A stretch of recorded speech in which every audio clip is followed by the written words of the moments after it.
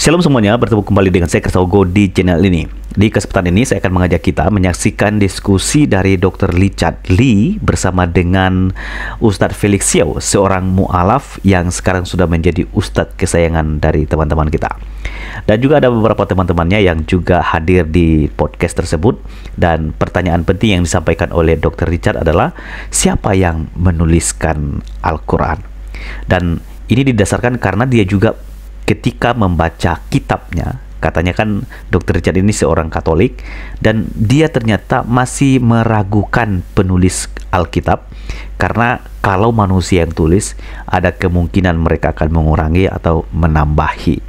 Nah, itulah yang perlu kita luruskan di dalam video ini setelah kita mendengarkan diskusi dari Dr. Richard Lee bersama dengan Ustadz Felix Xiao. Mari kita simak video berikut ini. Tapi aku mau tanya nih, aku sudah pernah tanya ini dengan Ustadz, tapi aku belum puas sih. Siap. Aku lupa tanya dengan Ustadz siapa ya. Memang selalu nanya ke Ustadz dan belum puas. Iya. Enggak, tergantung. Ustadz siapa soalnya tadi bukan puas. Tergantung, ada beberapa Ustadz yang memuaskanku jawabannya. Tapi kan nggak semua Ustadz itu punya jawaban yang pas ya. Iya, Bilang kayak gitu punya ya. Tapi yang ini aku agak sedikit kurang sih, karena yang aku baca, aku kan sekali lagi aku kan non Muslim. Iya. Aku sering membaca, mengetahui Islam ini kan dari berita, dari tontonan, Dari teman-teman. dari FYP. Oh, dari kan. FYP? Ya, kan salah satu kayak gitu. Emang nggak punya teman Islam? Ada dong, banyak.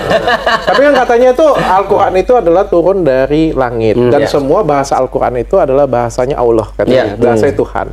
Nah, aku pernah bertanya dengan salah satu ustadz juga, siapa sih yang nulis Al-Quran ini? Oke, bagus. Ya kan kalau misalnya kita ngomong... Yang nulis pertama, bagus. Kalau kita ngomong Alkitab, Bagus. siapa yang nulis Alkitab? Bagus. Murid-murid Yesus. Oke, kita ada dong keraguan sebagai manusia, kayak gitu kan. Ada yang dikurang-kurangin nggak nih? Nah, ada yang ditambah-tambahin nggak nih? normal dong kita berpikir kayak gitu punya kan. Normal. Terus andai kata dia tulis semua pun, siapa yang nyalinnya, siapa yang nyadurnya, Bagus. siapa yang cetaknya? Karena kita tahu sendiri dari nulis pertama, ngetik sampai nyetak itu bisa berubah bos. Kayak gitu ngomong kayak gitu punya kan. Nah, ini kan juga sama. Kita bahas ke Al-Quran ya. Oke. Al-Quran ini kan yang Sama yang gua pertama tahu kali nyetak nih, siapa ya? Yang gue tahu nih, itu kan adalah bahasanya Al-Quran. Apa ini? Apakah Al-Quran itu turun dari langit? Atau dibisikin ke satu Berbentuk orang? buku gitu maksud Iya. Pak Dokter? Iya. Ya kan kalau turun dari Tuhan, berarti kan turun dari langit. Sama kayak Nabi Adam kemarin ya. Benar, Turun dari langit. Nah, Iya. dapat Al-Quran nih, dari Tuhan nih, sudah jelas nih. Dalam bentuk cetak gitu ya? Dalam bentuk cetak. Iya. Atau dari Tuhan bagaimana nih? Dibisikin ke manusia kan? Terus ditulis. Ya kan, apa buktinya? Itu kan, nah, aku pengen tanya dengan Pak. Luar biasa. Itu pertanyaanku pertanyaanku ketika ketemu Fatih Karim, dan aku lebih kasar pada saat itu. Jadi aku ketemu Fatih Karim, terus dia bilang gini, ini Al-Quran tidak ada keraguan di dalamnya, petunjuk bagi orang bertakwa. Aku bilang nggak mungkin. Ini nggak mungkin. Kenapa nggak mungkin? Nggak mungkin Al-Quran itu sempurna. Kenapa? Aku bilang sama Ustadz Fatih Karim, karena sesuatu yang dibuat manusia pasti ada celahnya. Nggak mungkin sempurna. Itu masuk akal juga. Terus dia bilang, enggak, ini dari Tuhan. Aku bilang yang sama. Masa Tuhan nurunin Quran pada manusia? Nggak masuk akal banget. Itu loh, buku turun dari langit pada manusia. Kok gitu? Nggak mungkin. Dia bilang, enggak. Tapi ini diilhamkan pada Nabi Muhammad. Dalam bahasa Inggris, revelation. Diwahyukan. Nah, ini diilhamkan pada Nabi Muhammad. Bisa jadi diilhamkan itu, revelation itu bisa jadi diilhamkan. Bisa jadi kemudian nanti Jibril yang memberitahu kepada Rasulullah, membacakan kepada Rasulullah, itu bisa jadi. Tapi prosesnya namanya revelation, pewahyuan namanya kan gitu kan ya. Nah, itu konsep memang yang nggak ada di dalam dunia literatur. Karena literatur kan kalau nggak nulis, kalau nggak ya nyalin dan segala macam. Nah, itu yang pertama. Artinya kalau kita bicara tentang Al-Quran, Al-Quran itu memang ya bukan dari manusia, diksinya bukan dari manusia, dan kemudian kontennya bukan juga dari manusia. Itu sih sebenarnya jawabannya. Tapi ditulis oleh ditulisnya Nabi Muhammad. Jadi gini, lucunya adalah di Arab tidak ada tradisi tulis-menulis. Sebenarnya tradisi tulis-menulis ini adalah tradisi yang masih eksklusif di zaman itu. Di waktu itu.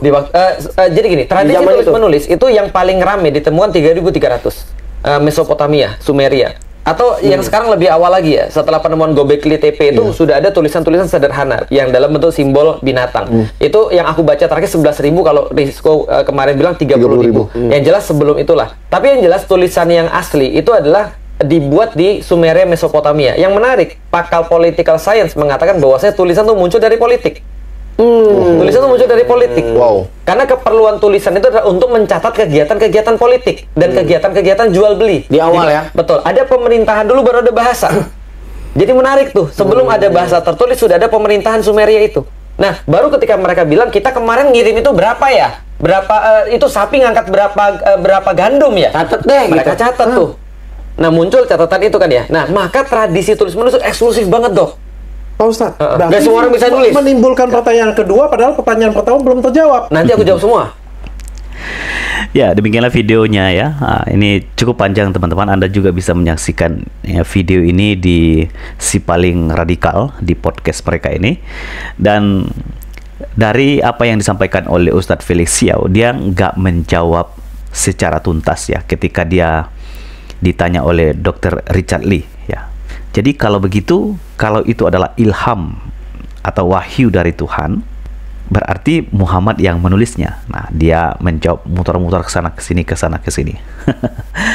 Dan ada dua hal yang ingin saya kritisi di dalam video ini. Yang pertama, saya melihat ketika Dr. Richard mengajukan pertanyaan lalu mengatakan dengan membandingkannya dengan Alkitab. Kan Alkitab itu ditulis oleh para rasul, bahkan di dalam kitab keseluruhan dari kitab Perjanjian Lama dan Perjanjian Baru itu ada sekitar 40 para penulis Alkitab.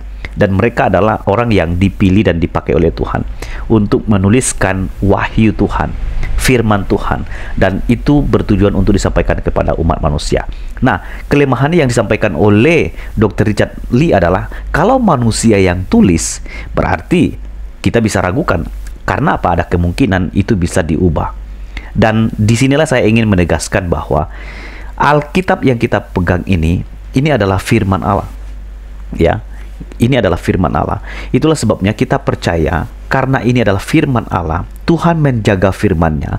Walaupun kita tahu yang menulisnya adalah orang-orang yang dipilih oleh Allah, manusia, tetapi mereka tetap dituntun, diarahkan oleh Roh Kudus, sehingga kita meyakini karena Tuhan memimpin para penulis kitab suci, itu tidak mungkin salah, apalagi diubah. Dan semua ada aturan-aturannya. Itulah sebabnya di dalam Alkitab itu ada kanonisasi untuk melihat kesahihan dari ayat Alkitab yang ditulis itu. Dan sama seperti apa yang dikatakan oleh Felix Xiao, bahwa kalau dia percaya itu adalah wahyu Allah, nah hal yang sama juga pun kita percaya para penulis Alkitab yang kita kenal, baik dari Kejadian sampai Wahyu, kita percaya bahwa semua mereka mendapat wahyu dari Tuhan. Saya ingin menunjukkan kepada Anda satu buku yang saya punya, PDF-nya. Ya, judul bukunya adalah Anda Bertanya, Alkitab Menjawab. Nah, ini PDF-nya teman-teman. Anda juga bisa beli di Literatur Saat ya. Terkait dengan Alkitab, saya tidak akan baca semua, tapi saya ingin masuk kepada poin yang penting. Apa itu Alkitab? Alkitab adalah firman Allah atau surat dari Allah kepada manusia, pesan dari Allah kepada manusia. Mengapa Allah memberikan Alkitab kepada kita? Allah memberikan Alkitab kepada kita untuk mengajar kita tentang dirinya. Di situ dia memperkenalkan dirinya tentang rencana penyelamatan yang kekal bagi manusia di dalam Yesus Kristus.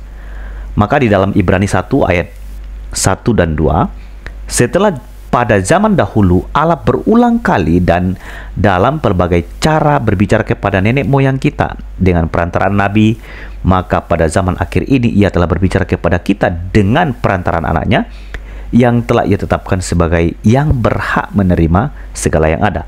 Oleh dia Allah telah menjadikan alam semesta ini.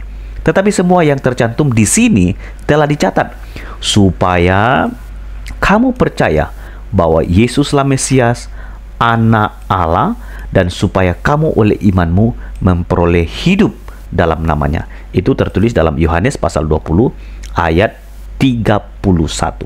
Lalu yang kedua, Allah memberikan Alkitab kepada kita untuk memberi kita apa? Pengharapan kepada kita. Sebab segala sesuatu yang ditulis dahulu telah ditulis untuk menjadi pelajaran bagi kita, supaya kita teguh berpegang pada pengharapan oleh ketekunan dan penghiburan dari kitab suci. Jadi Allah memberikan Alkitab, kitab suci kepada kita, supaya kita diberi pengharapan. Allah memberi Alkitab kepada kita untuk memperingatkan kita tentang sikap yang benar, ya. Anda bisa baca di dalam 1 Korintus pasal 10 ayat 10 sampai 11. Lalu yang keempat, Allah memberi Alkitab kepada kita untuk memberi kita jaminan tentang hidup yang kekal. 1 Yohanes 5 ayat 13, semua itu kutuliskan kepada kamu supaya kamu percaya kepada nama Anak Allah, tahu bahwa kamu memiliki hidup yang kekal. Nah, siapa penulis Alkitab? Ini penting. Alkitab ditulis oleh orang-orang yang berbicara atas nama Allah melalui dorongan dari Roh Kudus. Semua yang dituliskan mereka adalah tulisan yang diilhamkan oleh Allah. Ayat Alkitabnya mana? 2 Petrus 1 ayat 21.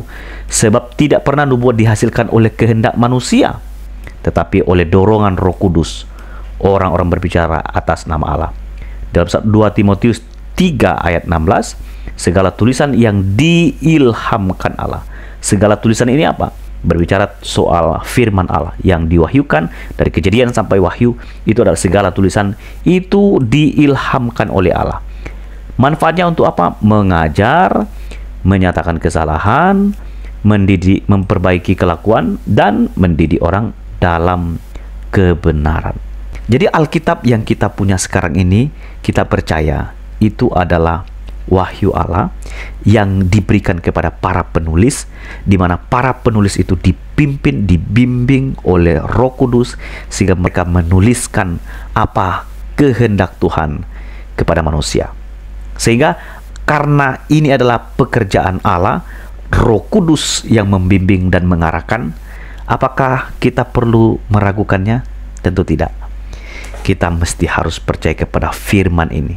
Karena dengan demikian 4 poin tadi yang sudah kita baca, kita dapat mengenal Yesus sebagai Tuhan dan Juru Selamat, tapi kita juga dapat memiliki jaminan karena hanya di dalam Yesus kita dapat hidup atau diselamatkan. Itu jawaban saya dari video ini. Kiranya video ini boleh menjadi berkat bagi teman-teman semua. Tuhan Yesus memberkati. Shalom.